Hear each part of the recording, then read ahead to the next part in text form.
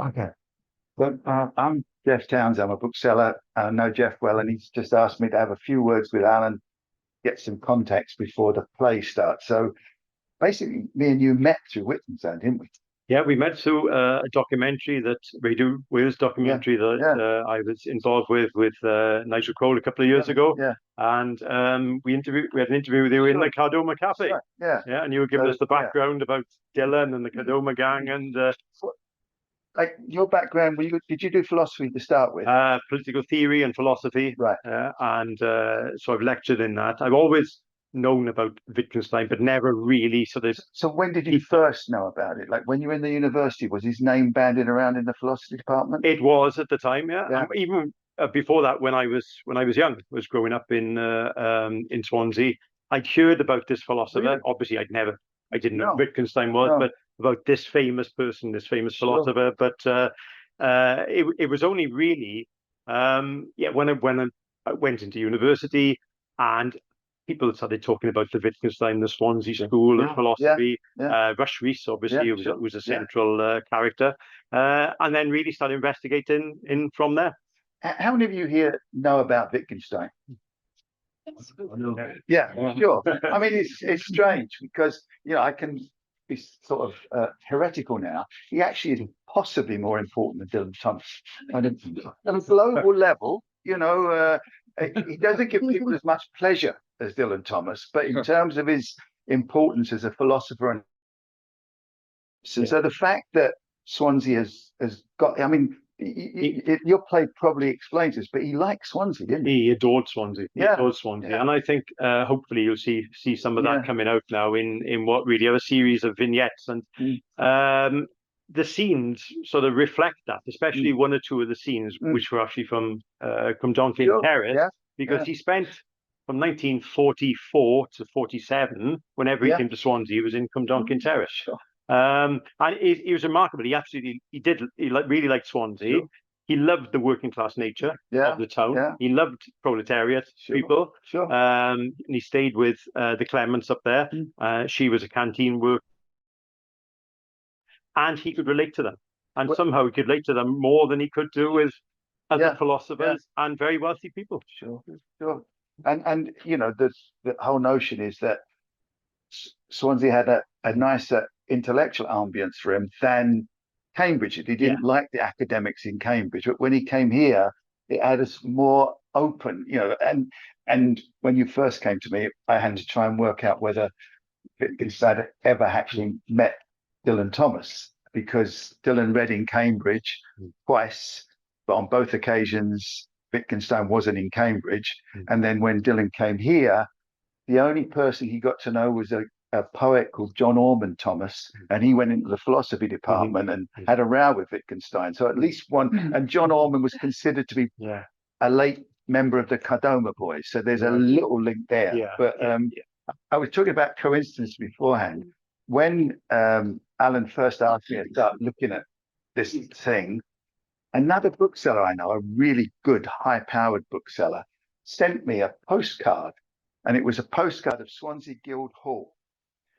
And on the front, in that hand, was the locals love this hideous building. It's written by Wittgenstein to his boyfriend. He loved the town, but when you look at that thing, that was a very Germanic building. And for Wittgenstein, who was born Jewish, but changed it a lot of ways, but he found it obnoxious. He called it the abomination of Swansea. Detested it. Detested it. Well, he liked so many things about Swansea. Sure. Detested it. Well, and if you know a bit about his life, you could kind of see why. Yeah. Is there anything else you want to say before we start? No, nothing really. I mean, it's in terms of my sort of journey with Wittgenstein. Obviously, in 2020, some of you may know this, it was the centenary of Swansea University, and I was asked to write an essay on Wittgenstein at Swansea, and that seemed to get picked up by a lot of people. We had a Wittgenstein Swansea exhibition following from that, and a conference, and Jeff spoke at that conference as well. We've got a publication we've put together. Huge, the Viennese cultural ambassador Yeah, Cambridge. It yeah, was an incredible we had people conference. from the Austrian Cultural Sure. Forum in Yeah, London, yeah. from the Wittgenstein Initiative, Sure. Dr. Alfred Schmidt from the Austrian National Sure. Library, Yeah. who's got the Ben Richards Wittgenstein Sure. correspondence, Well, just published it on that. turned out that was what my colleague, the bookseller who sent me the photograph of the postcard, was cataloguing.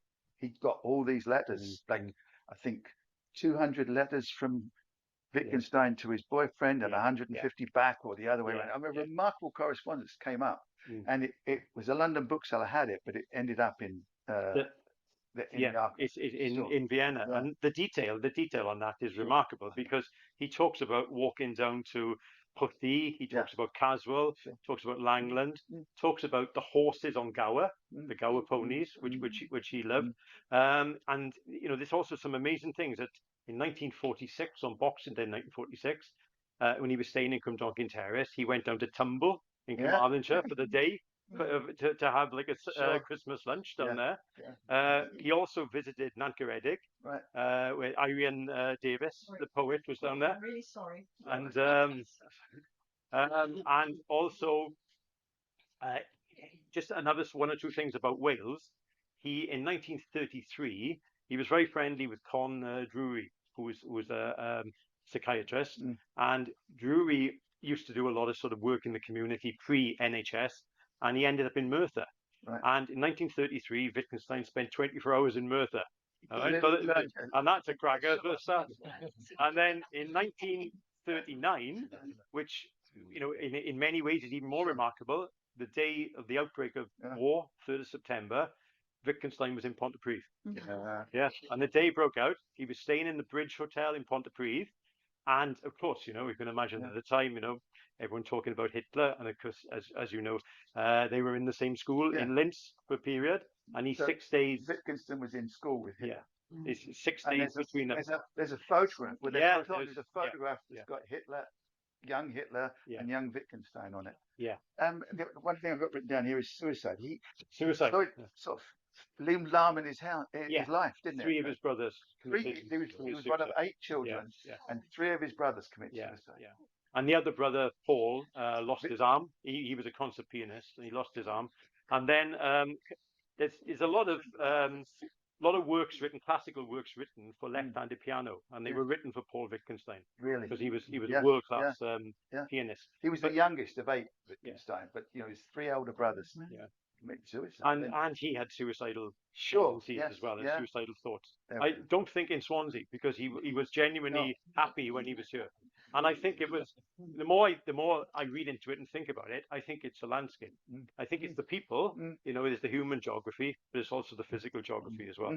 So some of those things hopefully are going to come out in the play. All right, let's sit down and enjoy it. So I'll introduce to you the Cwmdonkin Players for this evening.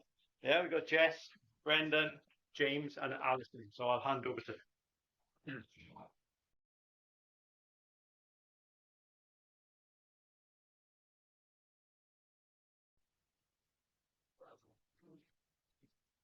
One, Scene 1.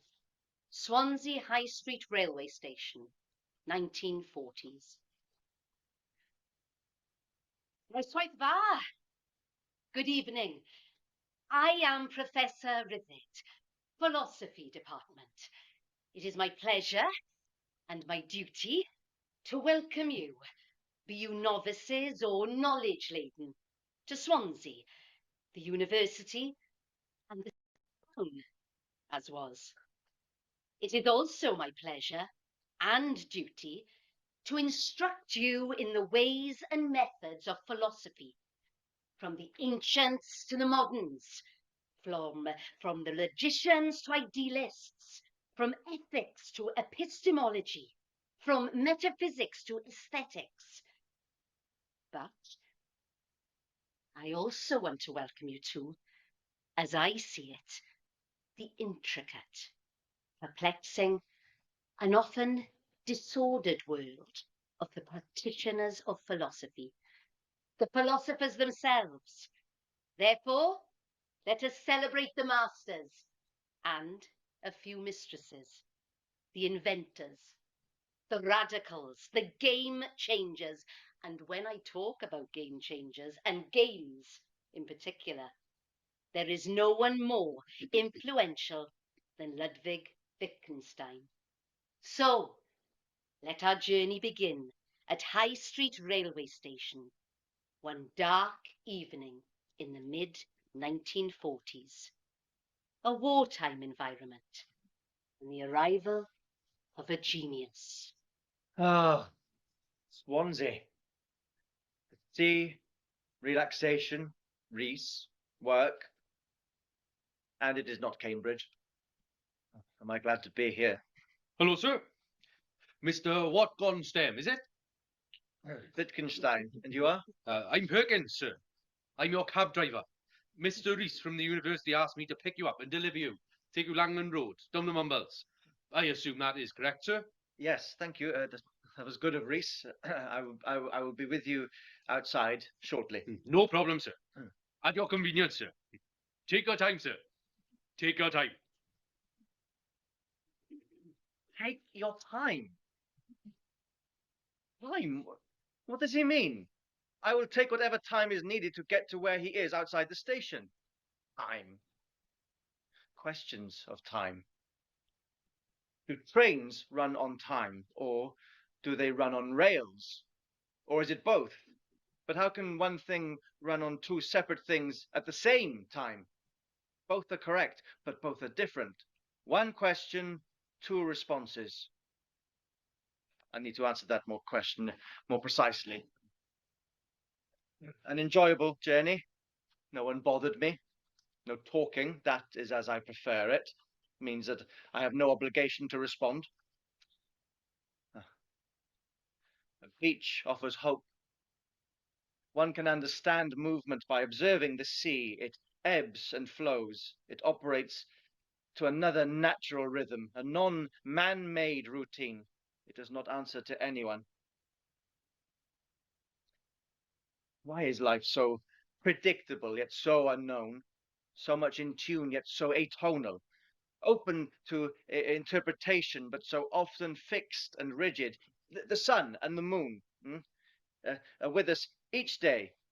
But what do we know of them? Do most people think about when they rise or when they go to bed? No. They do not feel any need to consider these, but they are life givers. No need to think about what provides life.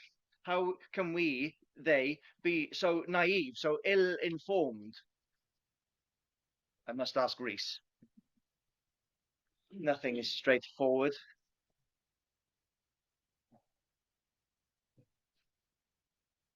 Notes.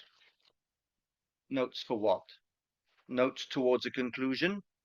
Can we ever comprehensively conclude? Is there a final answer? Who will see these? I am alone in writing, but not in thought. But maybe I am. Alone in thought, that is. But others play my game. Russell, Carnap, Reese. Words are my existence. Sentences, my blood flow. Propositions are the only thing that drive me, stir me, feed me. Is that all there is? Can I create more? My mind, our minds, require the uncovering of facts. Facts give us clarity. They ensure that we do not need further investigation. The facts about the sun, the moon, their axes help us to our lives. Unpolluted, simple. But it is not simple, is it? It is intricate, delightful, evasive. This must be discussed with Reese. Swansea is a release, a shaft of light in this space I can work. Not in that monotonous academic way, that Cambridge term time method. Here I am allowed to express myself. Hardly anyone knows me. Not even the academics recognize me. That is perfect. Lack of interference, no nuisances or time wasters to avoid. I must work. Those manuscripts. I will talk with Rees. We must progress. No time to stall. Ugh, back to time. What makes me angry, distraught, is not knowing. No. It is not the knowing, it is the means. I must calculate everything to achieve truth through accuracy. Verification is the key. I try, but there's just not enough time. Time. Cambridge presses down, it suppresses, it drains me. It has some advantages, but I often feel cocooned. How do we know so little? 3,000 years of philosophy, intensive discourse, great writers, artists, poets, scientists, but so little real progress. Very few definite answers. Progress may turn out to be a shutter to our world and not the transparent gift that some imagine it to be. I must try harder. Should I have produced more? Here I am, a man in his 50s with so little to leave. A legacy, maybe. Of what? Who would read it? Who would understand it? They did not embrace the Tractatus. Swansea offers alternatives, lifestyles, beauty, tranquility. People are always telling me that the cultural scene is lively. The Cardoma Cafe attracted a salon set. And this Dylan Thomas character, making a name for himself as a wordsmith. I nearly caught him once in Cambridge, missed him by a few days. I've read 4 or 5 of his poems, 9 or 10 minutes long. I prefer Tagore. But Thomas has something. He seems to understand nature, childhood. Childhood. Let us not go there.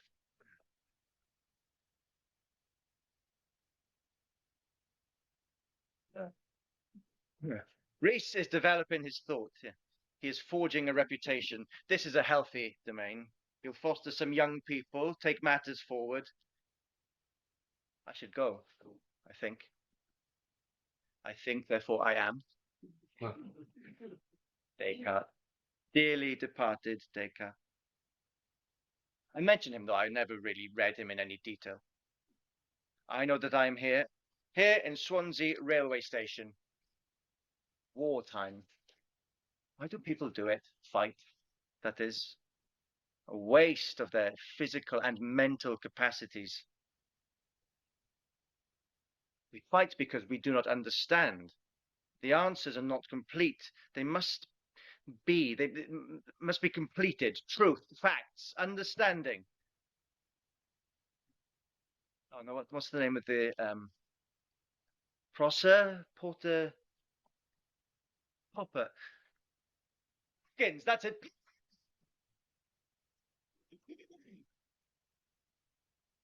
Act 1, Scene 2. Mrs. Mann's house in Langland Road. So, the great Ludwig Wittgenstein is in town, here, in Swansea, this evening. He is here for you and for me, here to enlighten us, to challenge us, to make us look at things differently, or at least to reassess them and attempt to clarify them. He is in Perkins' cab, driving down the Mumbles Road, looking across the bay, catching a glimpse of the Mumbles train. Yes, we used to have one. Then he goes Newton Road, snatching a view of Oystermouth Castle before arriving at Langland Road, his lodgings, a congenial suburban home of Mrs. Mann. Great literature stimulates the mind. Poor literature blows the mind like dynamite. Merit is important, as is lucidity. I do not read as much as others because I do not need to do so. My reading is selective. Why are we so inspired by some saying, certain writing, particular places, but other locations, people, collections of words leave us cold, stiff. Is there an objective sense of quality? How do we evaluate the relationship between a person, their surroundings, and their tastes? I prefer literature that informs me about tangible events, not merely theory or imagination. Most philosophers favor the latter, but I am an engineer, a mathematician, a theoretician, yes, but that is only part of my canvas. Should we classify? Does it affect our understanding if we put issues into boxes or segments, or if we place professions in order of rank? Hierarchy has burdens. Not everyone can meet the responsibilities and rules of engagement set for them. My family. If I read more, will that lead to my enlightenment? Will it enrich me? Or is conversation the route, the channel to enhanced behavior and understanding? Ultimately, I am doomed. My finite existence, as with every human body, means that I can only do so much. Can the bricklayer build 1,000 houses by laying 2 million bricks, or is he bound by his physical abilities and technique? Willingness and age prevent him from achieving his goal. That is tragic. Did any of us have a goal? What interests me, infuriates me, is that all these thoughts are not my thoughts. This is not my art. Time tells me that I must visit the university. Time for me to engage with Rees. He may bring some colleagues, but I prefer it if I just speak with him. I only want to hear his opinions. Other people will simply distract us. They will not realize where I am, where we are in our transaction. Do we really desire order? Order through time, perhaps? Time directs us. Here at 9, there at 10, in Rees's office at 11. Does that assist me? Enter, please. But it's Dr. Wittgenstein. Good morning. I hope you're well and in good spirits. Now, would you like a nice cup of tea? No, not required, thank you. Are you sure? It will help you start the day. You are going out, I'm guessing. That's not really a guess, Mrs. Mann. That is a definite intention, as I told you last evening. Well, whether you intend to be in or out, hot cup of tea will get you started. Precisely how will a boiled beverage affect my mood, my contemplation? Tasty brew, 2 sugar, Welsh cake. No. Thank you. I beseech you to leave me alone. I must prepare. Oh. I know that you like some peace and quiet. I must think. Silence helps. I will not require an evening meal. Out all day then, is it? I will dine at the university. That's perfectly fine. But I will have some food here later if you change your mind. No! No, that is wrong. Why would I change my mind if I have spoken about dining elsewhere? Why would I be with you in this building when I will be 3 miles away at another location? There is no sense in that. It's not a problem, Dr. Wittgenstein. I was only letting you know that I've got food in. You do pay for it, remember? Yes, you are right. That is a fact. But I am not bound to this dining arrangement. I'm not bound to anything. You come and go as you please, Caveat. I know that's how you like it. I will not disturb you anymore. Thank you.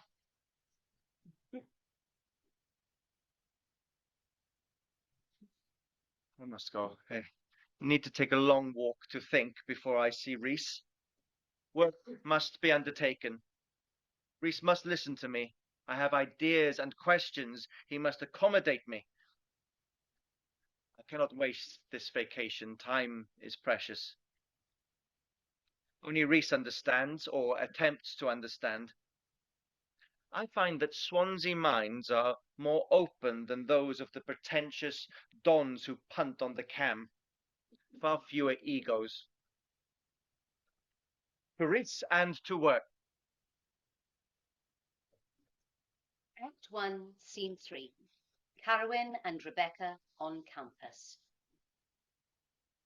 As our protagonist makes his way from Langland to Swansea University's Singleton campus, college life carries on as normal.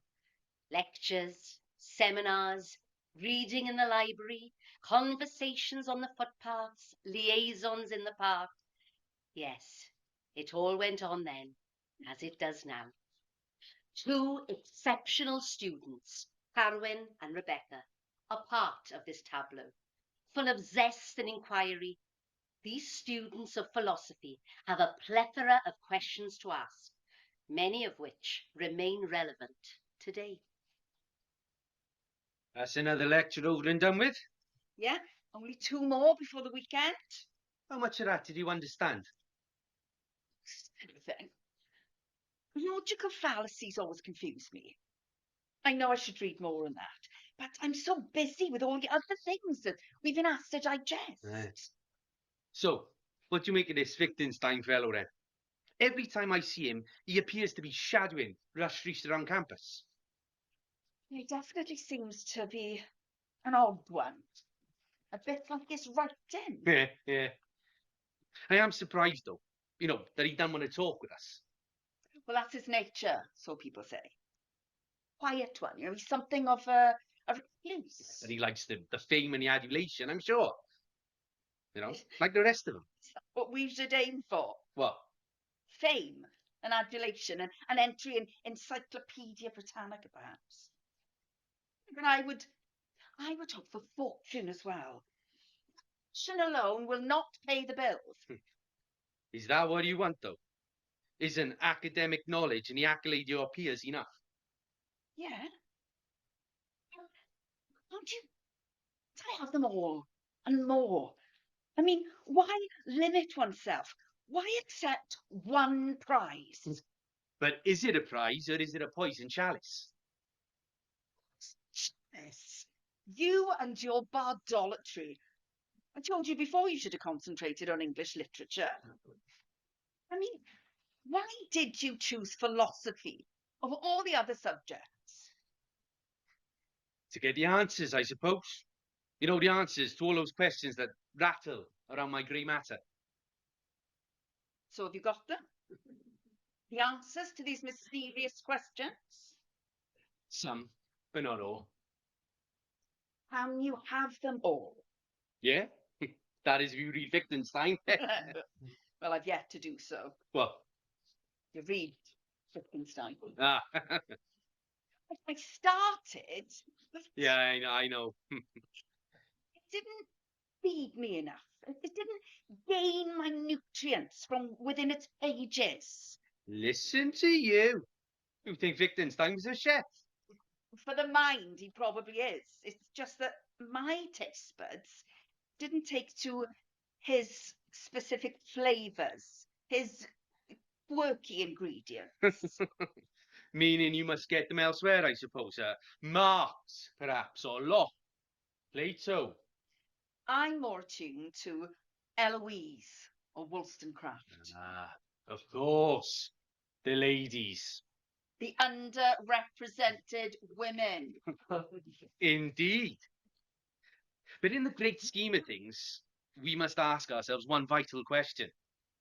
Are they worthy? What? Attention, our acceptance. If you wish to discard women, then we must return to the suffragist debate. No, I will accept that, the equality for women argument, but I'm not sure about their contribution, or, the contribution of female writers to the philosophical canon. I mean, do they justify our attention? Are they important? We're all important. Women no less than the men you are forever praising and quoting. But the difference is they understand life. They can relate to our condition. Women can contribute. I do not deny that. But not on men's issues. You know, on the vital matters. Namely, Government, diplomacy, war, leadership, matters of state. the areas that men have dominated since time immemorial, but which they still can't run with order, with efficiency. I do not claim perfection for these thoughts and acts. Chaos, bloodshed, and perpetual tragedy, more like. They are disciplines that suit women more than men. Look at Wittgenstein, with all his talk of language and pictures. That is comprehensible by all. By women with smaller brains, you mean? Oh, you know I didn't mean that. I just think that we should not overstate the influence of girls on philosophy. Yes, now? Ah, you're hard to converse with when you're in this radical mood. Radically, because conformity gets us nowhere. It's so challenging, verbally and physically, that we are able to open the door towards progress. Is that what it's all about then, is it? Progress? Change? Yes, change for the better, social amelioration, better world, away with the ashes of this horrible war, place that facilitates fostering of respect and toleration. Oh, toleration! We're back to Locke. We can read him, of course, but this is our world, Carwyn. Take Locke on board as much as we do the others, including Wittgenstein, but remember that it's you, me, and our fellow students who are the future. We make this world, saving the best from the past, whilst proclaiming our demands.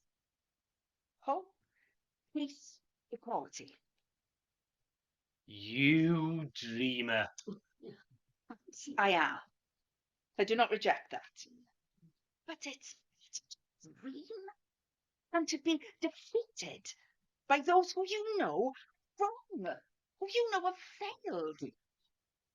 For now, we need to read this. Let us see what points we can raise with Mr. Rees. Who knows? We may even get to meet and greet the great Ludwig Wittgenstein.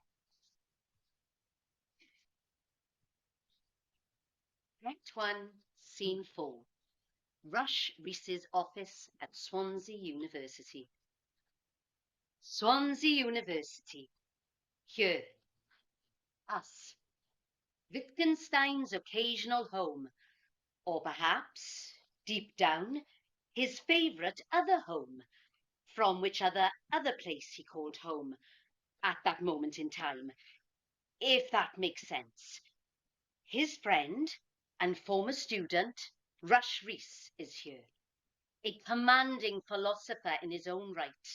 Rees is Wittgenstein's sidekick, the Watson to his Holmes, maybe. Or perhaps the Sancho Panza to his Don Quixote. Either way, he is a man with a formidable mind, who acted as interlocutor and amanuensis to Wittgenstein, both praising his ideas and dampening his expectations in equal measure. His office was across the way, and it is there that we find the two philosophers. Did you sleep well, Wittgenstein? Are you refreshed? Partly. That is my answer to both of your questions. Not fully, then. Am I ever fully refreshed? I dry up, you know that, who does not? Indeed. Though, can we ever be 100% of everything or anything? Can we ever reach the maximum in terms of attentiveness and momentum?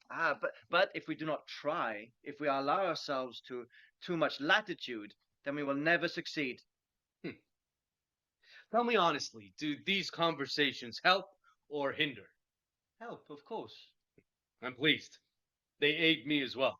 They always have them. You must move along, Rhys. If you must diverge. The welding was good for you, very good. It enabled a different thought process to come to the fore.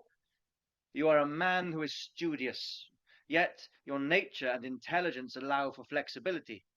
I have tried this approach, but only certain things bring me succor. Such as? As if I did not know. Those close to me. Solitude. Norway is always a comfort and stimulating. The bays of the Gower. Incredibly alluring.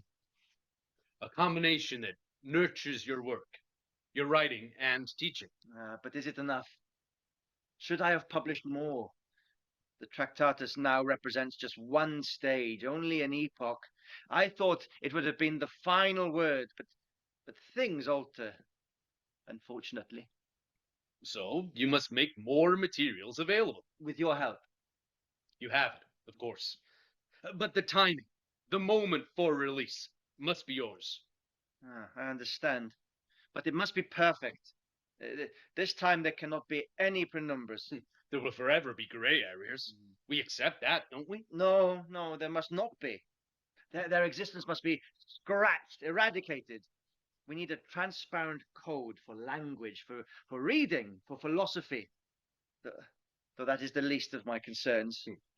Hence, philosophy follows language in precedence. Yes, it must. Philosophical questions, problems, and debates all crumble if our language is pure and comprehensible. I explained that in the Tractatus. So, that is that. No need for any further explanation. Rhys, please, not you. All is not said. There are holes, gaps in our language and knowledge. Therefore, you must fill them.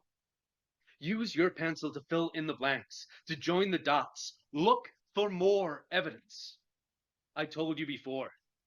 Should read more Hume. You know that I am available at all times. Yes, and I am grateful. You are a fine sounding board. You've absorbed so much. From you?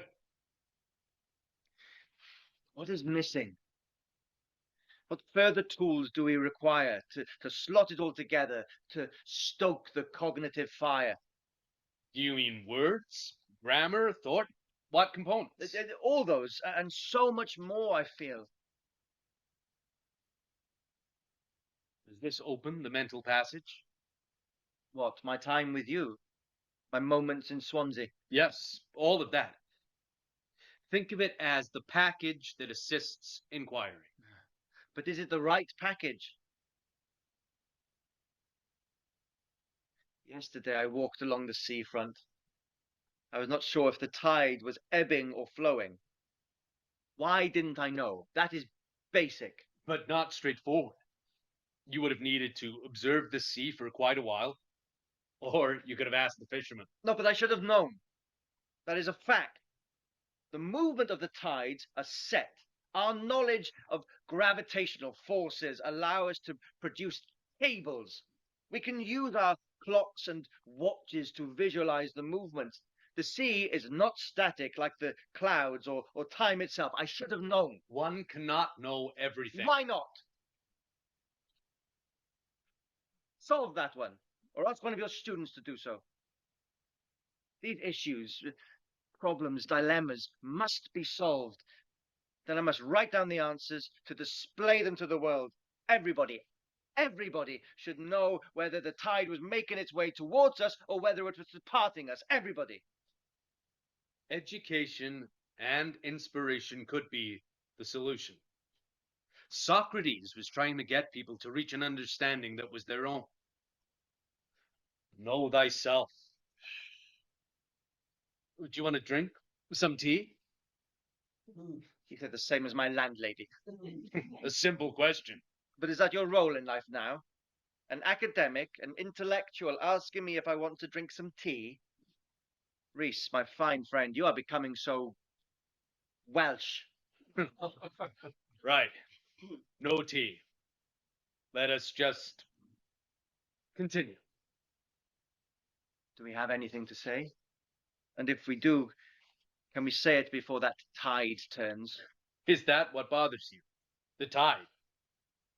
Is that the fulcrum? Does it all depend on the moon controlling the tides? Perhaps. I need to know. Too many holes in my thought, too many unresolved matters. Write them down. Write what down? These unresolved matters, these holes in your thought. Write them down and work them through mathematically. Will it mean that they'll be gone forever? Will it mean that those questions burst like a superfluous balloon, never to return, to ascend the sky or to blur our vision? They may. But Reese, tell me, is that enough to make me write? In your notebook with your pencil, is it really? If it solves the problem, then yes, that is what you must do.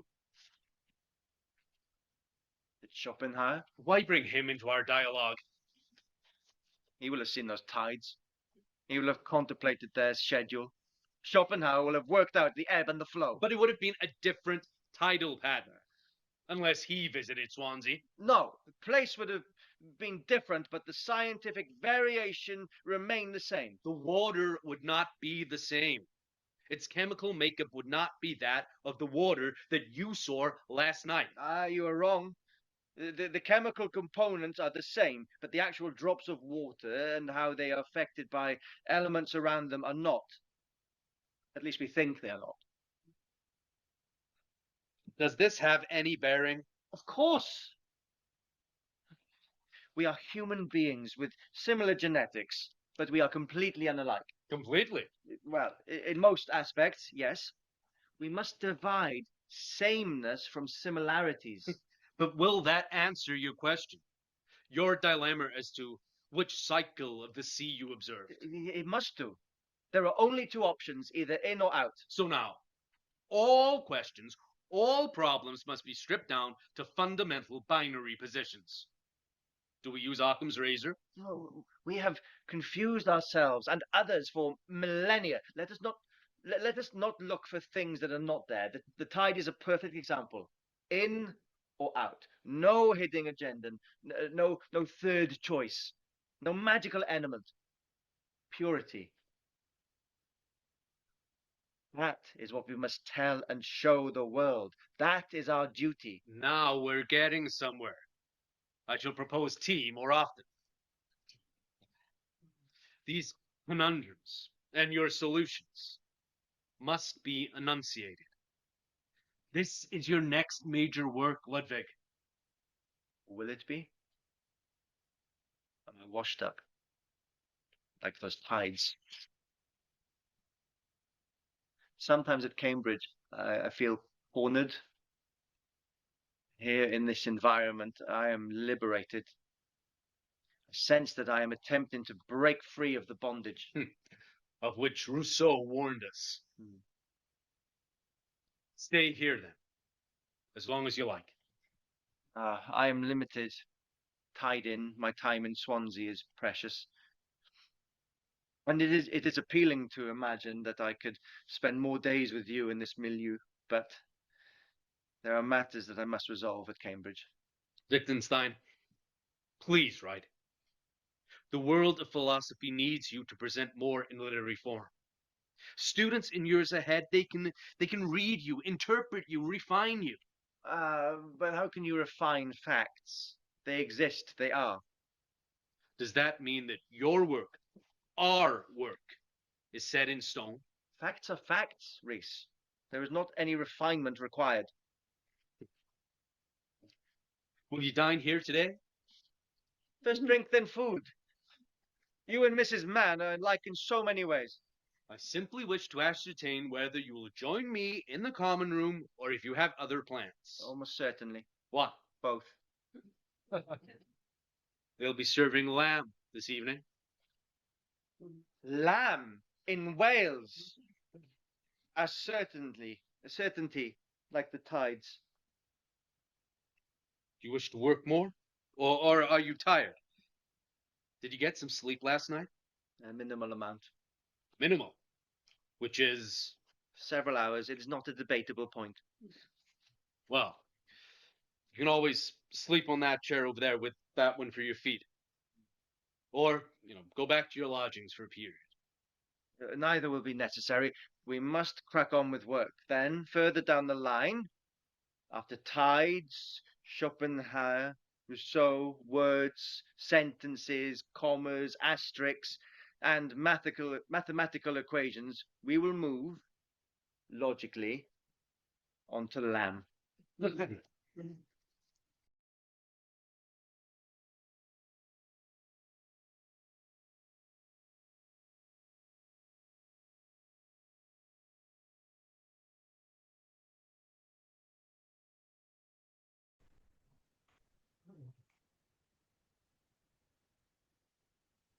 Act 2, Scene 1. Ludwig Wittgenstein and Saunders Lewis. Universities are cauldrons of discussion, covens of debate, and manifestations of intrigue. I will not go as far as saying that they are a nest of vipers, but you get my drift. These are the places where interesting people meet and ideas collide. The Big Bang, the fireworks of thought. When the likes of Ludwig Wittgenstein wander the campus, they inevitably encounter other fascinating minds.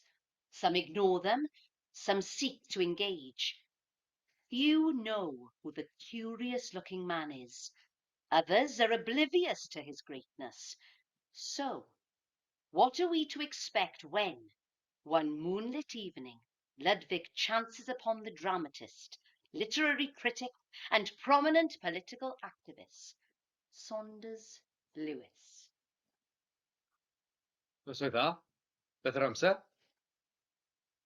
I'm sorry, why is your arm sore? Ah. What time is it, sir?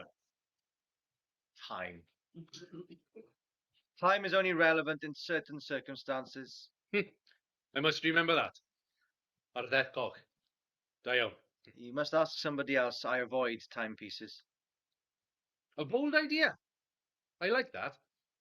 A pre-modern decision. Every idea must be practical. The deliberate decision to avoid holding and maintaining a watch allows me to think without the obvious constraint of time. At least when I am in this town. You're not from Swansea, then?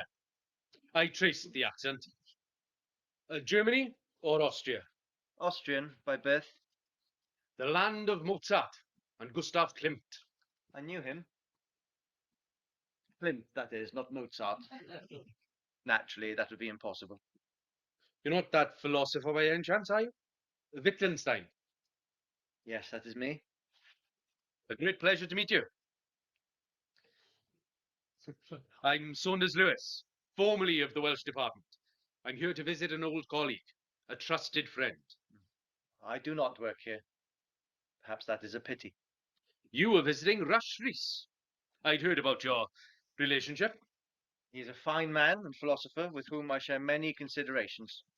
We all need those. Brethren who have the same body and soul instincts. And mind, of course. Descartes would never forgive us for forgetting that element, of course. Would you care to join me for an aperitif, Professor Wittgenstein? But that is a kind question, a human gesture. So, is that a yes? I cannot, I'm afraid. I must arrange things this evening. You are busy, I completely understand. I'm trying to create and formulate as much as I can in this limited, precious space. I'm attempting to shape certain propositions to ensure perspicuity. The best of luck. I'm sure you will succeed. Do you have plans and intellectual maps that demand clarification? I do. But mine are very different to yours. Mine are dramatic in their construction. Logic is secondary. I have characters to portray my thoughts. They are my conduit to the world. I would proffer that they are my cerebral and everyday channels to the world. I must read your output. We can all learn something from each other, although I am drawn to the conclusion that we complicate our lives with peripheral elements. Some say Wales is peripheral, as a place, and Cymru as a people. No, that is not the case. I will hold you to that defence, Professor. Life is a struggle, albeit a pleasant one when you are imagining a world that does not have the rigid chains of industrialization wrapped around it. My father was an industrialist, a steel magnate. With principles? Yes, we all have them, though our interpretation of someone else's may be open for debate. What will this life be like then? This Arcadia of which you speak? It will be one where the idea of freedom is to the fore, where the Cymru, the Welsh people, can express themselves through all cultural forms, in their own language, with their own kith and kin. One language, one understanding and sentiment. Is it really that simple? Life is not simple, but unity and a yearning for communal concord is. If you wish to unite, presumably. The Welsh people do. Whilst they sometimes fall short in that expression of that desire. People always fall short, as you observe. They are distracted by matters that they cannot resolve or that should not even take on board. They look for complex, metaphysical answers to the simplest of concerns. They blind themselves to what is in their eye line. Myopia pervades. You are a fascinating man. Rhys is honoured to have you as a friend and collaborator. Well, he listens, he challenges. But in a positive way. Not in the negative, debilitating way in which certain forces attack me. Oh, I am disappointed to hear that. Why would anybody use such tactics? I have the British state against me. Imperialists dislike dissenters. In your discipline, you merely have orthodox philosophers who do not allow your views into their domains. The Weltanschauung. Whilst I have politicians of the empire, people who relish in the memories and realities of the usurpation of Wales.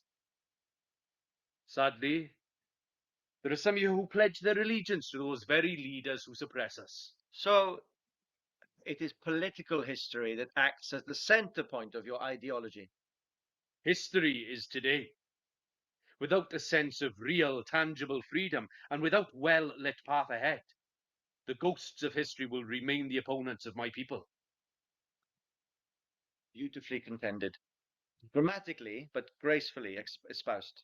I will always fight for my civilization and argue for the people, the place, and the justice of the people, my people. With eloquence. They've kept you. I asked you for the time and we never discovered what it is. It is later than when you asked.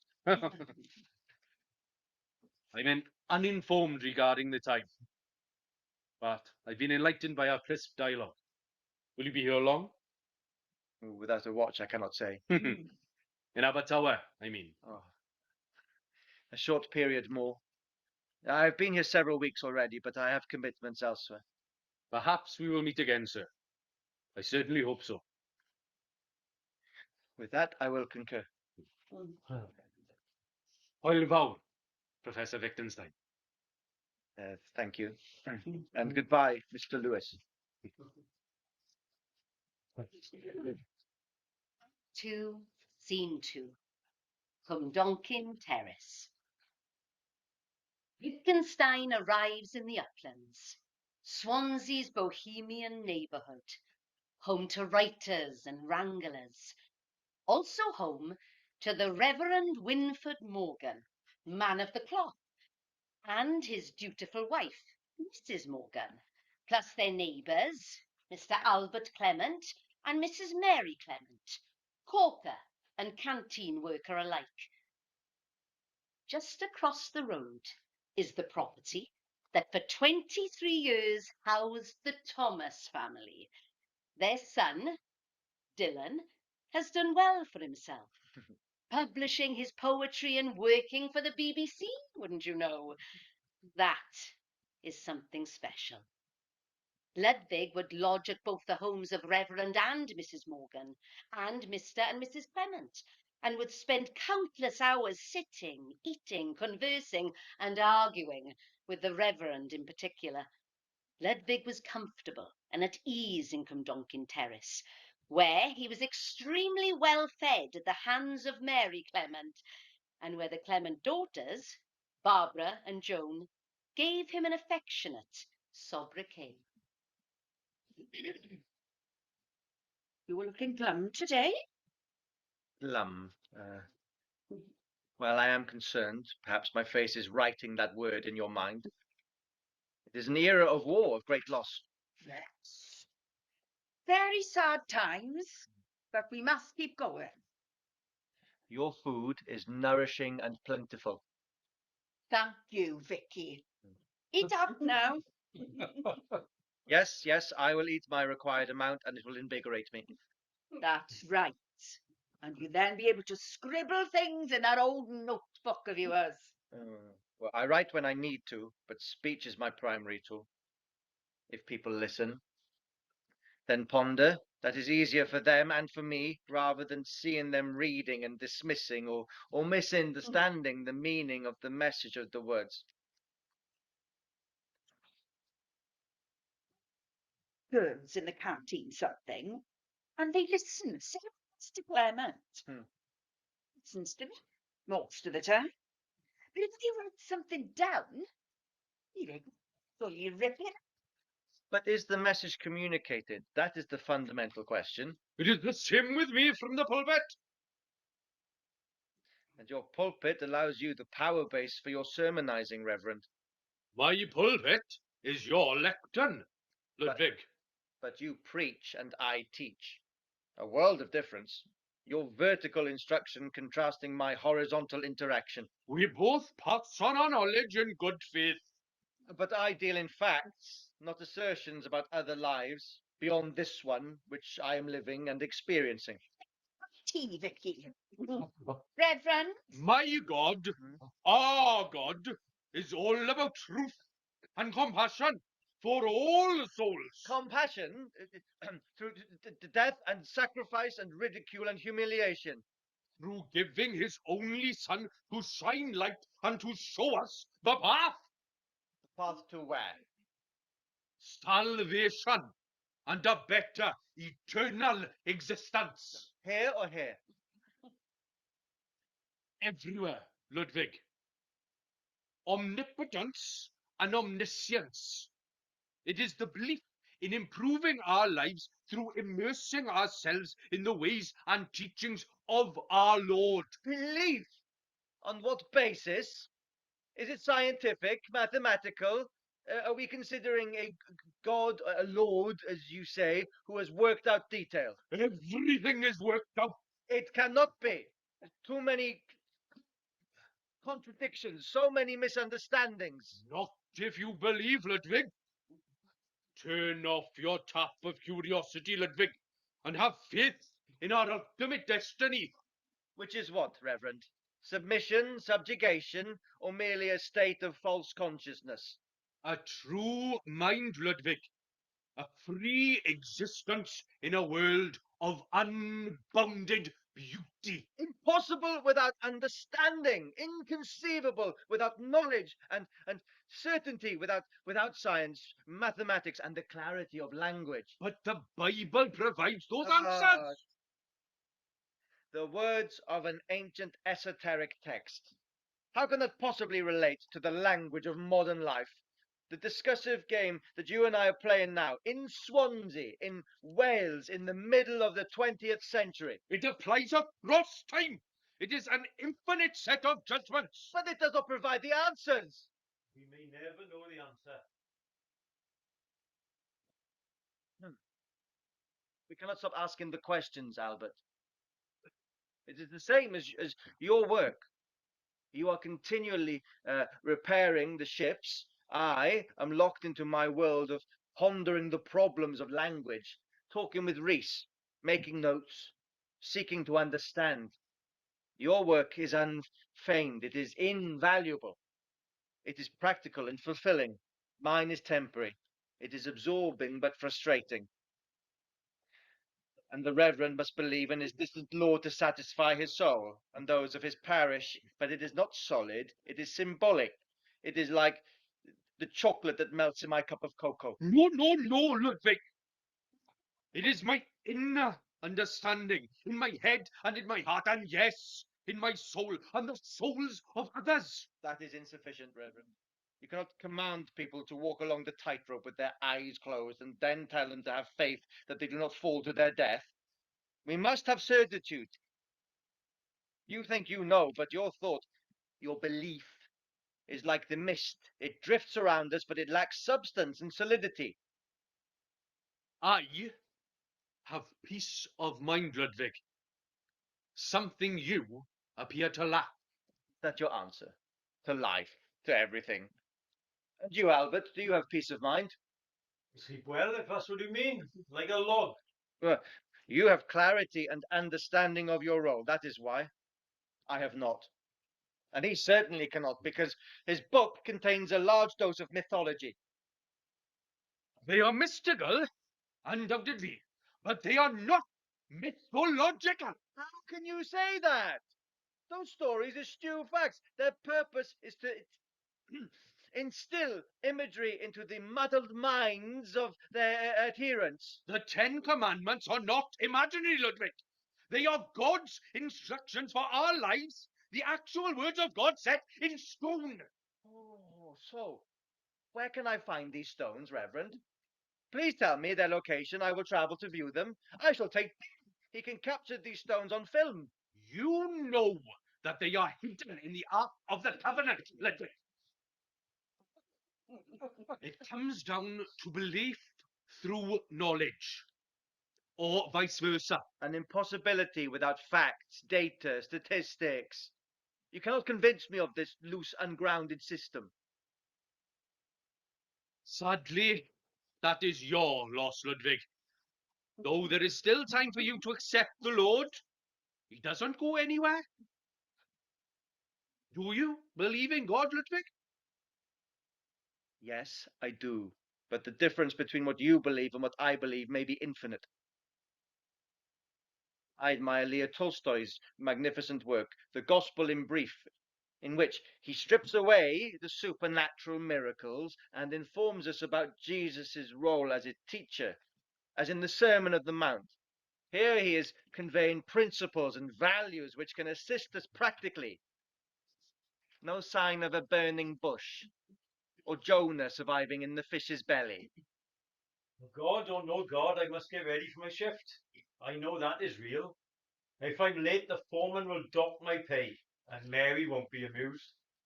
I'm going in a moment, love. Give Joel and Barbara a big cut for me. Whose sandwiches are in the kitchen, Albert? Cheese and pickle. Oh, you really are an angel. Oh, I'm sorry, Vicky.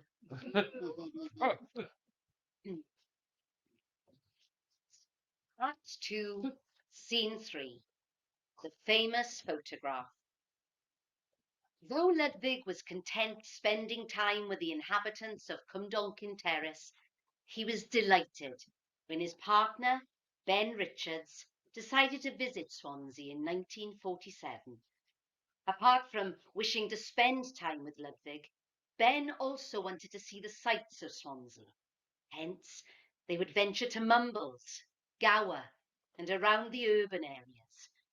They spent many hours on the seafront, and it was here, at Bryn Mill Station, that Ben took the famous Wittgenstein at Swansea photograph.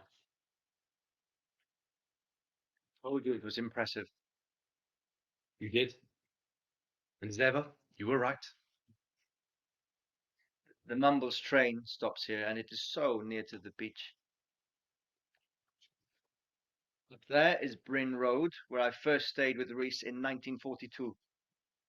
And from my room, I could look out at the sea, and I would watch the Mumbles train and the other mainline trains pass by. fond memories then. Ah, memories are good, Ben, but the present with you is sublime. It is good that you have brought the camera. Do photographs tell us anything about the serious questions? Probably not, Ludwig. They capture our clothes and our moods at specific moments in time. They show us whether we know how to smile or scowl or laugh or cry. They witness our human condition. Those mundane things. What a disappointment. Because I do not want to be identified or recognized by my facial expressions alone, I must ask in consequential terms, how will the camera capture me, my dear Ben? Am I a modernist? Am I an archaeologist of language?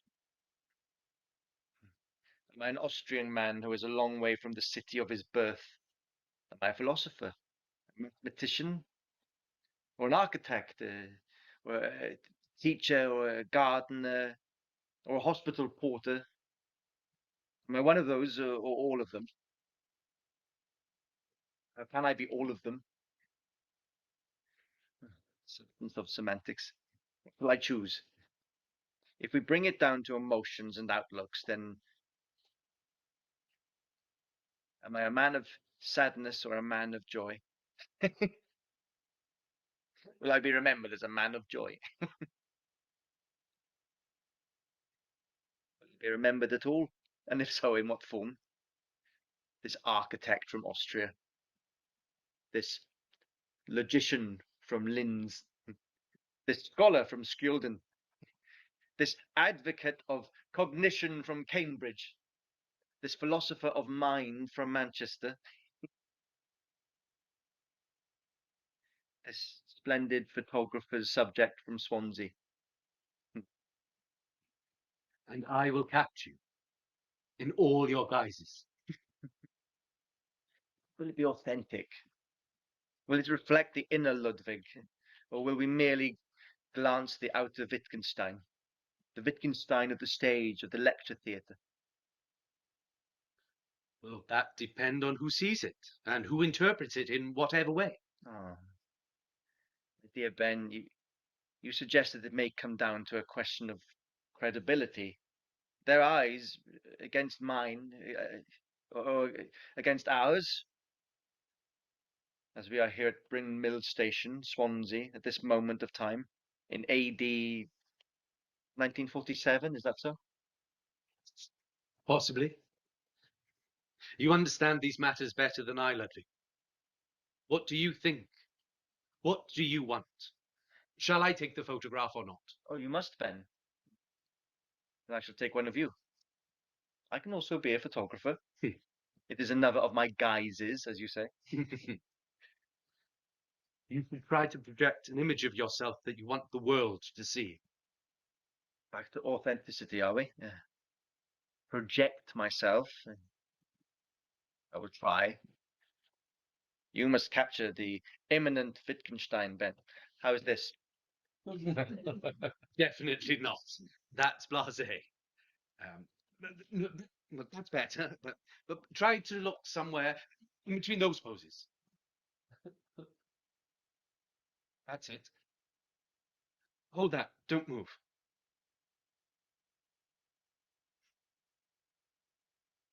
What did it look like? Like Mona Lisa on Swansea prom. Oh, when you produce your photographs, Ben, we must cut them to eradicate the background.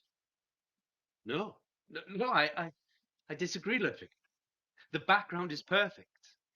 It gives perspective. There's the writing and the etchings on that wall that fit neatly with who you are, Ludwig. What you are interested in, your skill. They show language as art. You are kind, Ben, but I will have to look at the finished photograph. I will judge it before I cut it.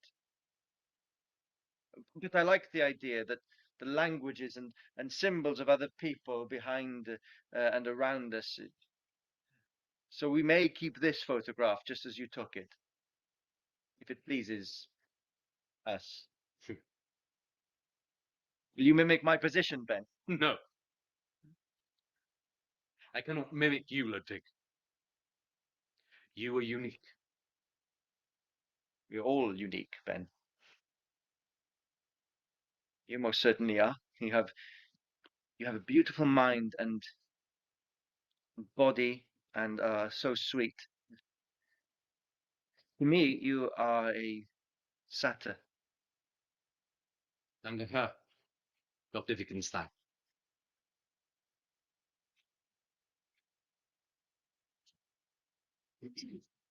To Scene 4. Ludwig Wittgenstein at Langland Bay. Whilst these frivolities on the promenade and the discussions in houses and university rooms are all well and good, everybody needs some time out, period to chill. Everybody needs time to think and to relax. Nobody more than Ludwig Wittgenstein. And there is no greater place for contemplation than Swansea and Gower. Close to his lodgings are some resplendent beaches. He could walk downhill from Cwmdonkin Terrace to Swansea Bay. Moreover, a 10-minute stroll from Mrs. Mann's would take Ludwig to Langland Bay. Ludwig. Langland. Language. A pattern emerges. To Langland it is then, to join our philosopher magnifique. These tides. Water has always calmed me, whilst also perplexing me. Comprehend its nature, its existence, but what of its value? It is soothing. I feel settled when I am on the water, especially in Norway. They were good days.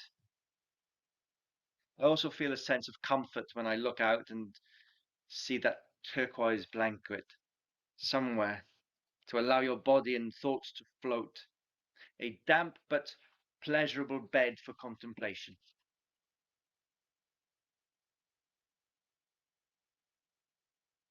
I occasionally miss those who have played a part in shaping me, the person that is Ludwig Wittgenstein. Those that produced me, biologically, those who shared my childhood, siblings who are similar but not the same. A leitmotif for humankind, I would argue. Why are birds attracted to the seaside? Seagulls everywhere. It is their territory. Lives appear simple, though. I can never ask them, and they would not be able to respond in any case. But they appear to be untroubled by life's trials and tribulations.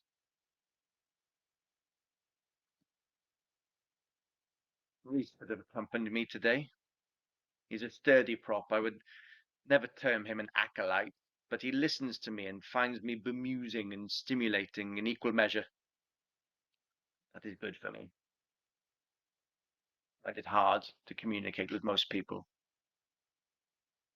Make me nervous, and I wish to block them.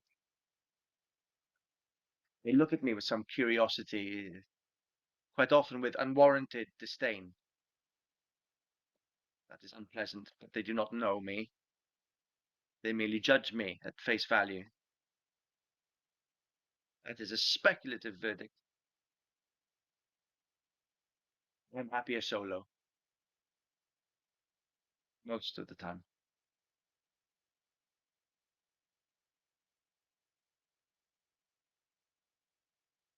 I publish again. Reese wants me to. Some at Cambridge also. I will, but not just yet. Those birds are constantly circling. Circling birds and ever-changing seas. A different form of continuity.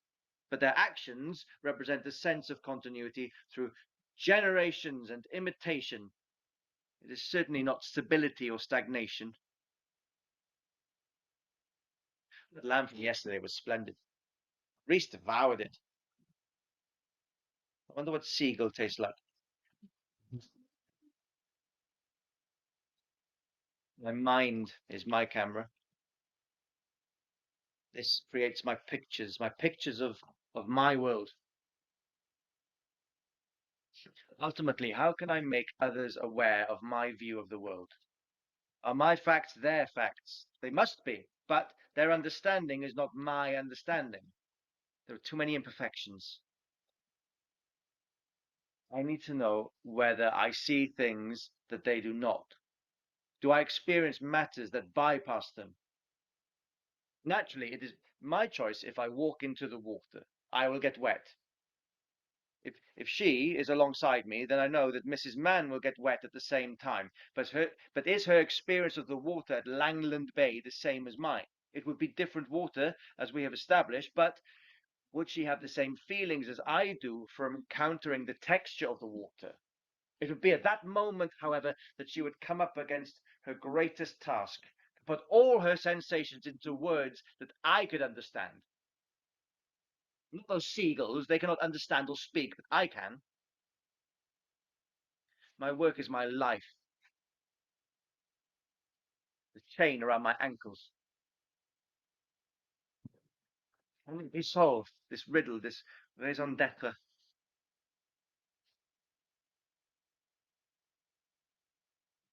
Oh well, see. I'll read the same. Tide question, like all the rest, must wait.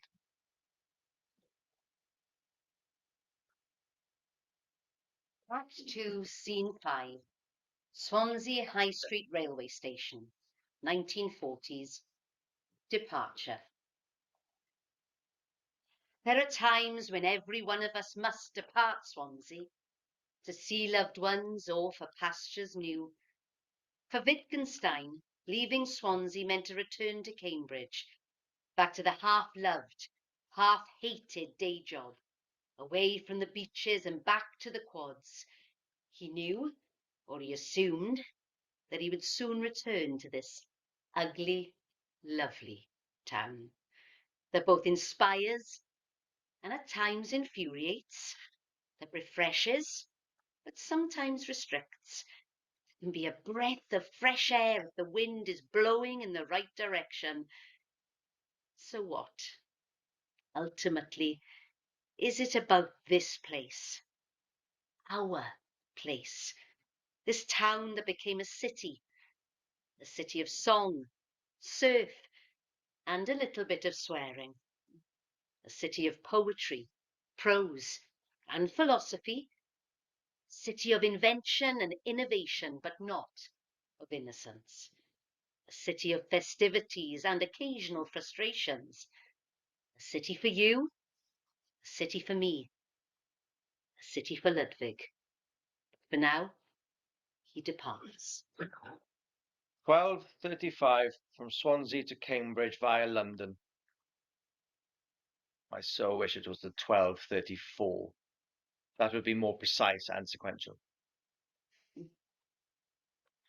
I've done what I came here to do. If I have achieved anything, I can rest assured that Reese will have jotted it down. So supportive. I need to speak with a publisher. That was what Reese told me. He is correct, again. I must write and disseminate for everyone to appreciate.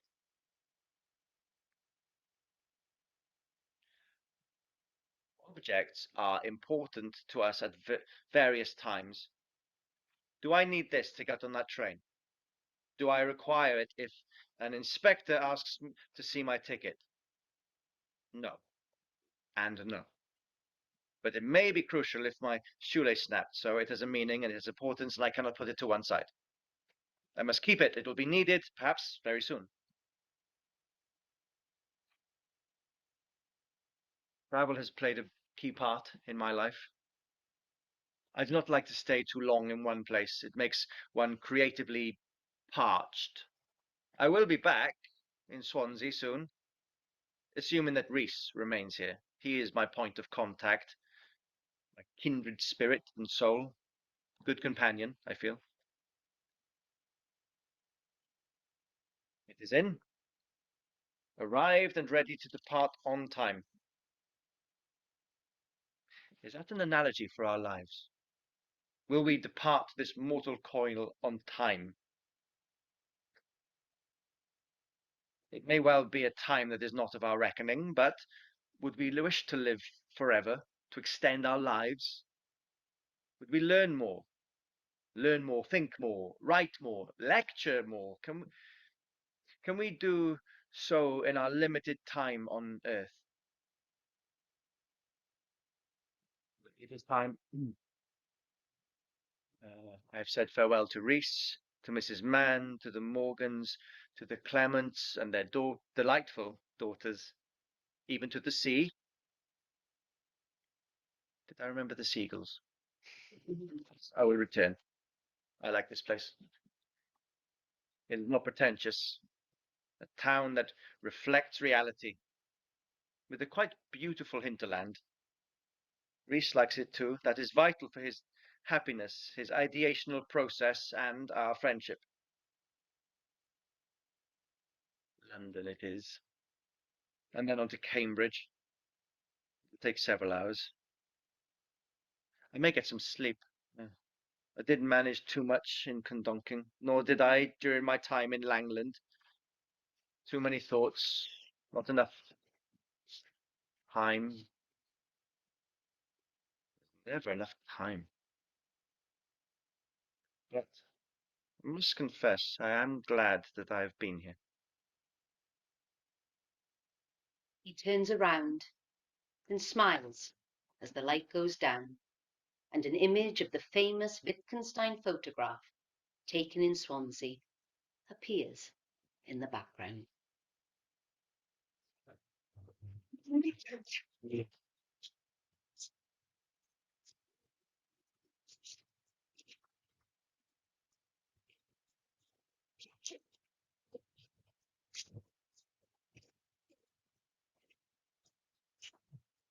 Right, diolch yn fawr. Thank you very much to everyone, particularly to the Cwmdonkin Players.